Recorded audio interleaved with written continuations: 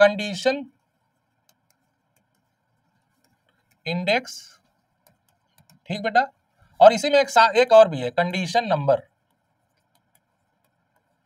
ठीक है, condition number. तो सबसे पहले तो यही डिफाइन करना है, कंडीशन इंडेक्स और कंडीशन नंबर, ठीक है ना।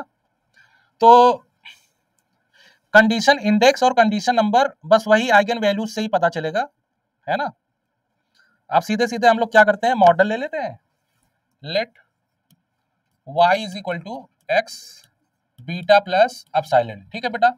और यहाँ पे हम x का जो वो है डिग्री मान लेते हैं n क्रॉस p है ना, n क्रॉस p, ठीक है। और बाकी जैसे का तैसे है सब कुछ, वो समझ लो आप ना, हमें केवल किससे मतलब है, डेटा मैट्रिक्स से। तो हम लोग क्या करेंगे, x dash x minus lambda i is equal to 0, इससे हमें क्या मिलेगा, ये क्या देगा आपको, आइगन वैल्यूज देगा, है ना बेटा। या फिर इसको ऐसे लिख दो, lambda i is equal to, lambda i is for i is equal to 1 से p। दैट्स क्लियर, पहले बताओ इतना समझ गए, ठीक है।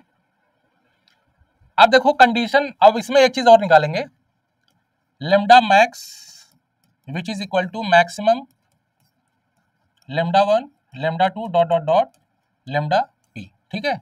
एक चीज और निकालेंगे, lambda min is equal to minimum lambda 1 dot lambda 2 dot dot dot lambda p, ठीक बेटा।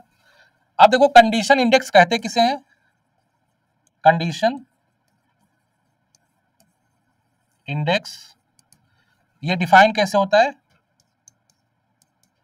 Is equal to lambda max upon lambda i for i is equal to 1 से, आप p लिख दो, है ना, मैक्स वाला भी कर सकते हो, हालांकि उससे वो चूंकि जो मैक्स आ गया, जो मैक्सिमम है वो लेगा नहीं, है ना, वो तो ऊपर रहेगा ही, तो यहाँ पे आप क्या कर दो, p माइनस 1, ठीक है ना बेटा। बताओ पहले समझ रहे हो कि नहीं, एक जो ऊपर लेमडा मैक्स है वो तो आ ही गया ना, p में से एक तो मैक्सिमम वाला ऊपर आ गया न्यूमरेटर में, बचे कितने, p माइनस 1, ठीक है। समझ पा रहे हो मैं क्या बताना चाह रहा हूं। अच्छा अब जरा इस रेशियो को गौर से देखो, कंडीशन इंडेक्स की वैल्यू देख के बताओ कि इसकी वैल्यू छोटी होनी चाहिए या बड़ी होनी चाहिए फॉर मल्टीकोलिनिटी।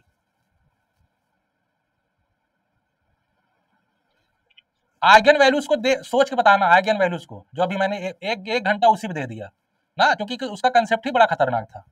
अगर वो समझ गए होगे तो ये तुरंत समझ जाओगे, इसकी वैल्यू क्या होनी चाहिए फॉर मल्टीकोलिनिटी, लार्ज होनी चाहिए। कौन बता रहे बेटा, नाम बताओ तो,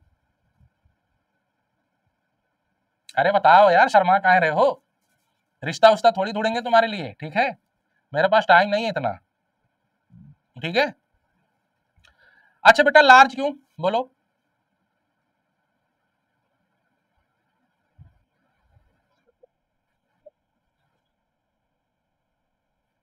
हाँ या एग्जैक्टली, इसीलिए तो मैक्सिमम वैल्यू लिया ना मैंने, ऊपर न्यूमरेटर में मैंने मैक्सिमम क्यों लिया, इसीलिए लिया है ताकि अगर लेमडा आई की वैल्यू, लेमडा आई की वैल्यू अगर बहुत छोटी है तो ये क्या आएगी, बहुत बड़ी आएगी। जब बहुत बड़ी आएगी तो इससे क्या पता चलेगा, देयर इज अ मल्टीकोलिनिटी ना बेटा, समझ गए कि नहीं बताइए। तो इसीलिए आप लोगों ने देखा होगा कि जो सी आई का रेंज है बेटा, वो बनता है आपका लेस देन 30 और ग्रेटर देन 10, ठीक है। जैसे अगर मान लो सी आई लेस देन 10 है, ठीक है बेटा, तो हम कहते हैं कि जो मल्टीकोलिनिटी है, कंडीशन इंडेक्स की जो वैल्यू है, पहले यहाँ पे लिख देते हैं C I is equal to, C I equal lambda max और लेमडा आई, ठीक है। अगर इसकी और यहाँ पे डिफाइन कर देते हैं आई इक्वल टू 1 से p माइनस 1, अगर सी आई की वैल्यू ना बेटा लेस देन 10 है तो हम कह देते हैं कि मतलब मल्टीकोलिनिटी नहीं है मिला जुला के, ठीक है, नो मल्टीकोलिनिटी,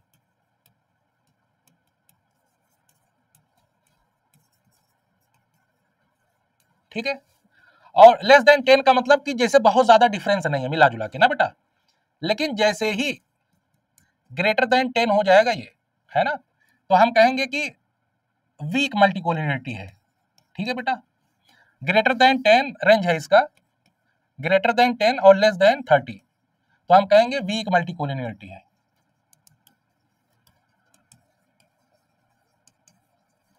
ठीक, और अगर सी आई की value greater than or equal to 30 हो गई, ठीक है, ये इज इक्वल टू कर दो, तो ये हो जाएगा नो वीक, और सीवियर लिख दें क्या या स्ट्रॉन्ग, चलो सीवियर लिख देता हूं, सीवियर मल्टीकोलिनियरिटी। पहले बताओ समझ में आया ये कंसेप्ट? अगर जिसको ना समझ में आ रहा हो तुरंत पूछे, तुरंत तुरंत, है ना, अगर ना समझ में आ रहा हो तुरंत पूछो। इस पे समय देना मेरा लाजमी था, नहीं देता तो फिर ये नहीं समझ में आता ना बेटा। रेंज बनाने से क्या फायदा जब समझ में ही नहीं आता, है कि नहीं? कोई ऐसा है जिसको नहीं समझ में आया, बताइए। हाँ बेटा, चलो वो वाला दो बेटा जो उस दिन दिए थे, वो पटाखे की तरह जो निकल रहा था, मैंने देखो यूट्यूब पे लगा भी दिया था। हाँ ये वाला, ये तो देते रहो, बड़ा अच्छा लगता है यार। मेरे पापा कह रहे थे यार ये क्या था, मैंने कहा मैंने भी पहली बार देखा इसे। चलो अगर ये समझ में आ गया, अब आते हैं कंडीशन इंडेक्स पे। कंडीशन इंडेक्स हो गया ना, तो आप कंडीशन नंबर पे आते हैं। ठीक बेटा, कंडीशन नंबर आपका डिफाइन होता है lambda max upon lambda mean ना बेटा। अब इसकी भी ये तो वही चीज होगी, लेकिन फिर भी अच्छा आप ही लोग बताओ, इसकी वैल्यू अगर छोटी होगी तो देयर इज अ मल्टीकोलिनियरिटी और नॉट?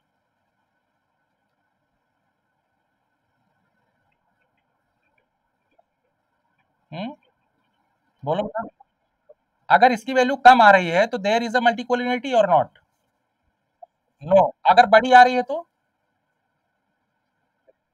बड़ी तभी आएगी ना जब लेमडा मिनिमम क्या होगी, छोटी होगी ना बेटा। जब लेमडा मिनिमम छोटी होगी, वो भी सबसे छोटी है ना, सबसे छोटी, और बड़ी भी आ रही है बहुत इसकी वैल्यू, तो इससे क्या पता चले, ऐसे समझो। मान लो लेमडा मैक्स कितना है 10 और लेमडा मीन कितना है 0.1, कितनी आएगी इसकी वैल्यू? 100। अब 100 तो बहुत बड़ी वैल्यू हो गई ना बेटा, बताओ in comparison to both values, ये तो काफी डिफरेंस आ गया ना, ये है कि नहीं? तो अब मल्टीकोलिनियरिटी तो है, सिंपल सी बात है, यही तो मैं बताने की कोशिश कर रहा था कब से, है कि नहीं? समझ आया? ये तो एक ही लाइन में आ गया होगा समझ में ना। तो इसमें भी बेटा आपका रेंज वही है जो कंडीशन इंडेक्स का है ना, वो ही रेंज इसका इसमें भी है। तो इसमें आप कहोगे नो मल्टीकोलिनियरिटी,